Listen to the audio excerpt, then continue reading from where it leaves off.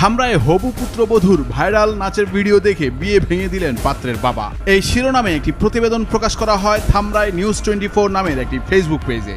সামাজিক যোগাযোগ মাধ্যমে সেই ভিডিও ঝড়ের গতিতে ছড়িয়ে পড়ে। আলোচনা তুঙ্গে ওঠে ভিডিও। বেশিরভাগ নেটিজেনই এই ভিডিওতে নাচতে থাকা মেয়েটিকে নিয়ে বাজে মন্তব্য ছড়ায়। সবাই বাহবা দিতে থাকে পাত্রের বাবাকে। কিন্তু আসলে কি ঘটেছে? 6 সন্তানের জননী পরকীয়া প্রেমিকের হাত ধরে পালিয়েছে।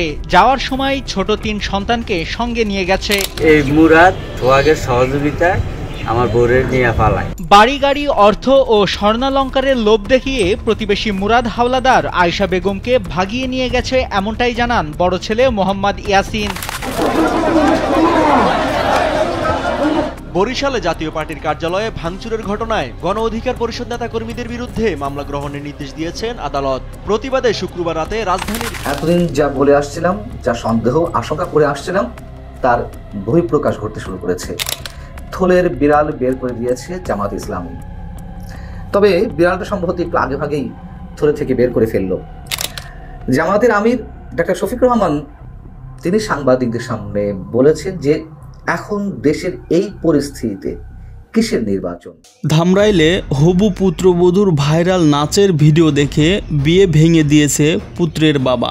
গত বছর ধামরাইলে সরকারি কলেজের পিঠাপুলি উৎসবে নেচেছিলেন একজন তরুণী। এবছরে তার ভিডিও ভাইরাল হয় এবং বিয়ে ভাঙার ঘটনাটি ঘটে যায়। দর্শক বন্ধুরা, এ ঘটনায় আপনি কাকে সাপোর্ট করবেন বা সমর্থন করবেন? ওই হবু বধূকে নাকি পুত্রবধূর শ্বশুরকে? চলুন এবারে আমরা সম্পূর্ণ ভিডিওটি বিস্তারিত দেখে আসি। তবে বরাবরের মতো আপনাদের কাছে ছোট্ট একটি রিকোয়েস্ট থাকবে, আমাদের এই চ্যানেলটি সাবস্ক্রাইব করে ভিডিওতে একটা লাইক দিয়ে ধারাবাহিকভাবে গুরুত্বপূর্ণ নিউজটি মনোযোগ সহকারে দেখবেন।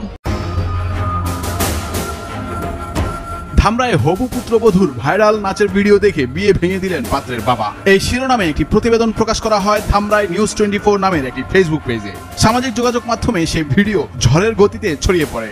আলোচনা তুঙ্গে ওঠে ভিডিও। বেশিরভাগ নেটিজেনই এই ভিডিওতে নাচতে থাকা মেয়েটিকে নিয়ে বাজে মন্তব্য ছড়ায়। সবাই বাহবা দিতে থাকে পাত্রের বাবাকে। কিন্তু আসলে কি ঘটেছে? ভিডিওটি ছড়িয়ে দেওয়া পেজটিতে কথিত অডিও ক্লিপও প্রকাশ করা হয়, যেখানে এক পক্ষ আইনি হুমকি দিচ্ছেন এবং অপরপক্ষ সরাসরি বলেন, আমাকে ফাঁসিতেও ঝুলাতে পারেন, তবু এমন যাত্রাপালার মেয়ে আমার ঘরে উঠবে না। এই খবর ছড়িয়ে পড়ার পরই সামাজিক যোগাযোগ মাধ্যমে ছড়িয়ে পড়তে থাকে ওই তরুণীর ছবি ও নাম, যিনি স্থানীয় একটি কলেজের শিক্ষার্থী। অনেকেই তাকে বিয়ে বিচ্ছেদের সেই মেয়েটি বলে চিহ্নিত করতে থাকেন। এতে তরুণীকে ঘিরে নানা কটাক্ষ, মন্তব্য ও অপমান শুরু হয় সামাজিক যোগাযোগ মাধ্যমে। তবে স্বাভাবিকভাবে নাচের পোস্টটি যতটা শেয়ার হয়েছে, আসল ভিডিওটি অতটা ছড়ায়নি। ওই পেজটিতে খবরের সঙ্গে ছবি জুড়ে দেওয়া হয় একটি বিয়েবাড়ির গেটের। ওই প্রতিবেদন প্রকাশের পর কিছু ফেসবুক পেজে গেল বছর ধামরাই সরকারি কলেজের পিঠা উৎসব অনুষ্ঠানে নৃত্যে অংশ নেয়া এক ছাত্রীর ভিডিও প্রকাশ করে লেখা হয়, ওই ছাত্রীরই বিয়ে ভেঙেছে। বিষয়টি খুব দ্রুত শেয়ার হয় বিভিন্ন ফেসবুক পেজ ও আইডিতে। আসলে বিষয়টি সম্পূর্ণ ভুয়া এবং মিথ্যা সংবাদ ছড়ানো হয়েছে। ওই মেয়েটির সঙ্গে এমন কোনো ঘটনা ঘটেইনি। ভাইরাল সংবাদের কয়েক ঘন্টার মধ্যেই একই ফেসবুক পেজ থেকে নতুন একটি পোস্টে জানানো হয়, তারা যে বিয়ে বিচ্ছেদের কথা বলছে সেটি ভাইরাল হওয়া মেয়েটির ঘটনা নয়। পেজ কর্তৃপক্ষ সরাসরি স্বীকার করে, ভাইরাল হওয়া ভিডিও ও মেয়েটিকে নিয়ে জনমনে যে বিভ্রান্তি ছড়িয়েছে সেটি একেবারে ভুল। তারা অনুরোধ জানায় মেয়েটির ছবি আর শেয়ার না করার এবং তাকে হেনস্থা না করার। ফলে দেখা যাচ্ছে বিয়ে বিচ্ছেদের কোনো একটি ঘটনা ঘটতে পারে, তবে সেটি ঘিরে যে মেয়েটিকে টার্গেট করা হচ্ছে তিনি ঘটনার সঙ্গে মোটেও জড়িত নন। সুতরাং হবু পুত্রবধূর ভাইরাল নাচ দেখে বিয়ে ভেঙে দেওয়া সংক্রান্ত সংবাদটি ভুয়া এবং ভাইরাল হওয়া মেয়েটির সঙ্গে এর কোনো সম্পর্ক নেই। ভুল পরিচয়ের ভিত্তিতে সামাজিক যোগাযোগ মাধ্যমে কাউকে হয়রানি করা একদিকে যেমন আইনত শাস্তিযোগ্য, অন্যদিকে তা একটি গুরুতর নৈতিক অপরাধও বটে। 6 সন্তানের জননী পরকীয়া প্রেমিকের হাত ধরে পালিয়েছে। যাওয়ার সময় ছোট 3 সন্তানকে সঙ্গে নিয়ে গেছে।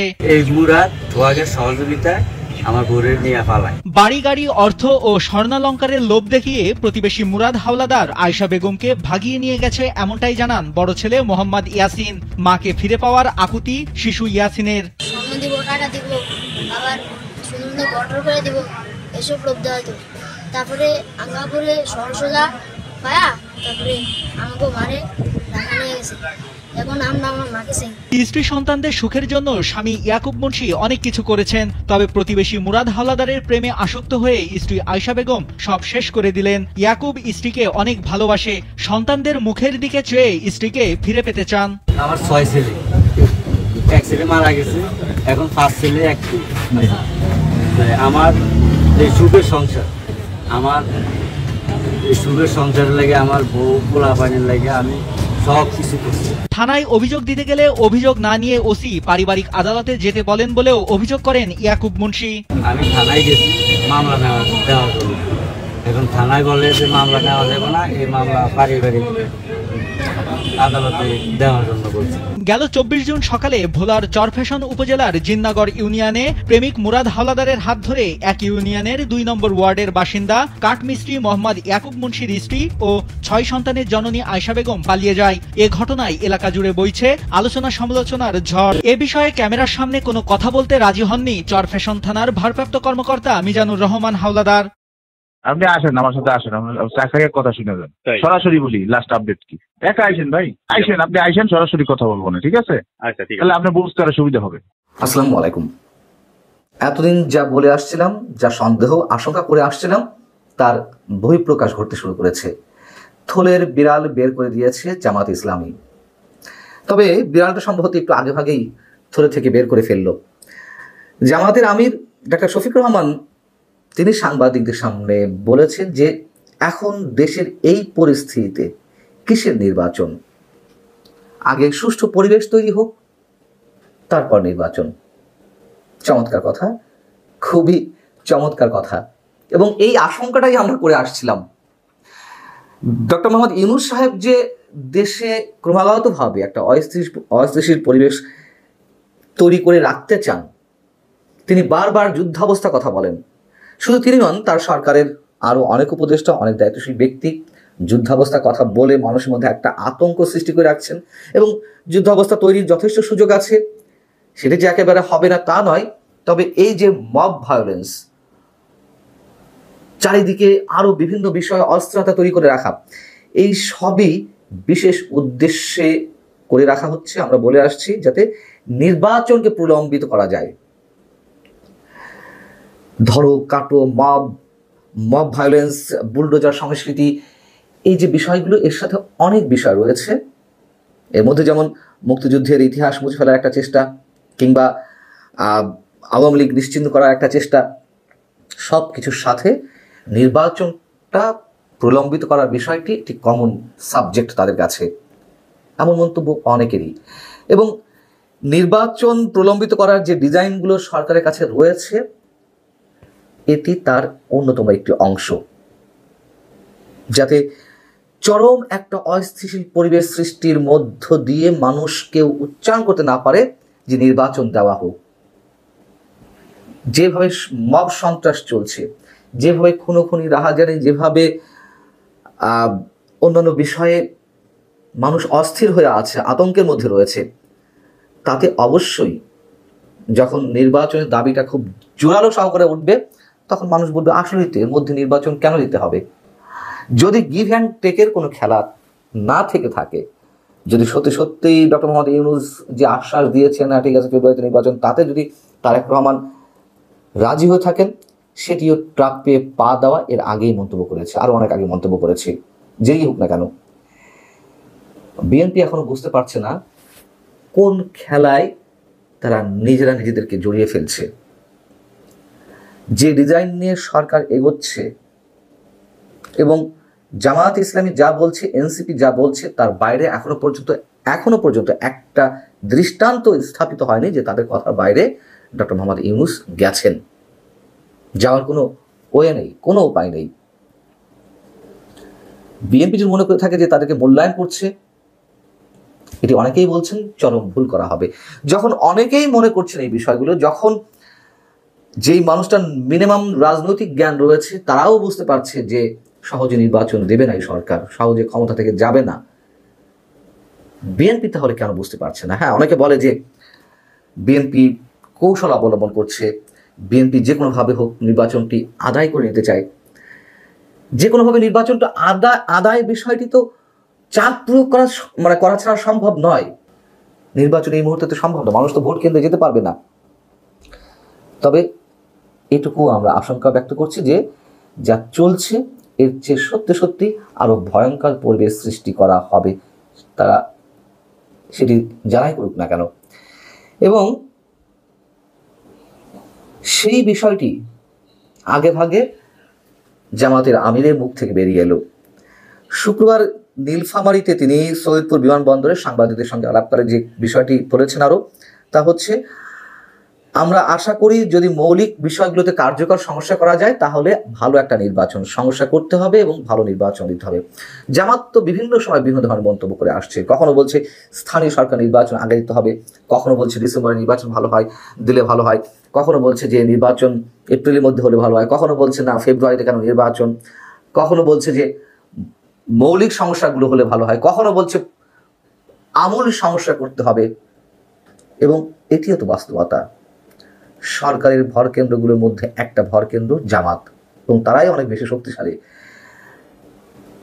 বিএনপির সঙ্গে লন্ডন বৈঠকে প্রধান উপদেষ্টা কি কথা হয়েছে, কেন তারেক রহমান রাজি হয়ে গেলেন ফেব্রুয়ারিতে নির্বাচনের বিষয়ে, তা নিয়ে অনেক ধরনের গুঞ্জন রয়েছে। যদি সত্যি সত্যিই কোনো ধরনের গিভ অ্যান্ড টেকের বিষয় থেকে থাকে, যা নানানভাবে শোনা যাচ্ছে, আমরা সেগুলোতে বিশ্বাস করতে চাই না। এবং এ কথাও আমরা বলে আসছি যে ডিসেম্বরের মধ্যে নির্বাচন যদি না হয় তাহলে ফেব্রুয়ারি কেন, এপ্রিল কেন, 2026-এর মধ্যেও নির্বাচন হবে না। একটা পর্যায়ে দিতেই হবে, তবে তার আগে আরো অনেক কিছু হয়ে যাবে। বারবার বলছি, আবারও বলছি, কিন্তু আমাদের দুর্ভাগ্য অথবা আমাদের বোধগম্যতার বাইরে যে বিএনপি বিষয়টি বুঝতে পারছে না। কৌশল তো অবলম্বন করেছে, একটা বছর প্রায় হয়ে গেল। ইশরাক হোসেনকে নিয়ে যে আন্দোলনটা গড়ে উঠেছিল ঢাকা দক্ষিণ সিটি কর্পোরেশনের মেয়র পদে বসার জন্য, সেটি নিয়েও বিতর্ক রয়েছে। তবে হয়েছে, একটা আন্দোলন গড়ে উঠেছিল। লন্ডন বৈঠকের পরে সেই আন্দোলনেও ভাটা পড়ল, বিএনপি পিছু হটল। বিএনপির রাজনৈতিক ভবিষ্যৎ কি আমরা জানি না।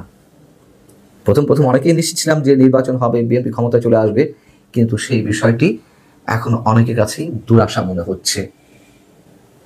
আলটিমেটলি দেশের কি হবে, সাধারণ মানুষের ভাগ্য কোন দিকে যাচ্ছে, সেটি এখন অনেক বড় বিষয়। জামাতের আমিরের মুখ থেকে যেই কথাটি বেরিয়েছে, এটির জন্যই সম্ভবত আমরা অপেক্ষায় ছিলাম। এখন জামাতের আমির বলেছেন, এনসিপি তো বলতেই আছে যে অবস্থা নির্বাচন নয়, কোনো অবস্থাতেই নয়, তাদের নানান ধরনের শর্ত আছে। বরিশালে জাতীয় পার্টির কার্যালয়ে ভাঙচুরের ঘটনায় গণ অধিকার পরিষদ নেতা কর্মীদের বিরুদ্ধে মামলা গ্রহণের নির্দেশ দিয়েছেন আদালত। প্রতিবাদে শুক্রবার রাতে রাজধানীর বিজয়নগরে মশাল মিছিল করে দলটির নেতাকর্মীরা। মশাল মিছিল শুরু হওয়ার আগে গণ অধিকার পরিষদের সাধারণ সম্পাদক রাশেদ খান বলেন, জাতীয় পার্টিকে নিষিদ্ধ না করা হলে দলটির কোনো কার্যালয় অক্ষত রাখা হবে না। যদি সরকার জাতীয় পার্টিকে নিষিদ্ধ না করে তাদের সাংগঠনিক কার্যক্রম বন্ধ করার উদ্যোগ গ্রহণ না করে, তাহলে ছাত্র জনতা জাতীয় পার্টির কোনো কার্যালয়ের ইট পর্যন্ত রাখবে না। মশাল মিছিল শেষে সমাপনী বক্তব্যে রাশেদ খান বলেন, মামলা থাকার পরও সরকার জিএম কাদেরকে গ্রেপ্তার করেনি।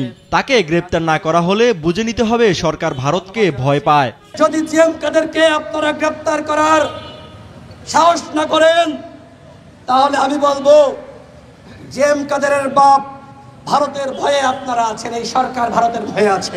বক্তব্যে রাশেদ খান 24 ঘন্টার আলটিমেটাম দেন, বলেন এ সময় মামলা প্রত্যাহার করতে হবে।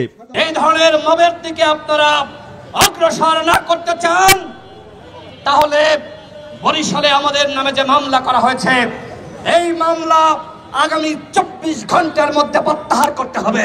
পরে মশাল মিছিল নিয়ে বিজয়নগর পুরনো পল্টন মোড় প্রদক্ষিণ করেন গণ অধিকার পরিষদ।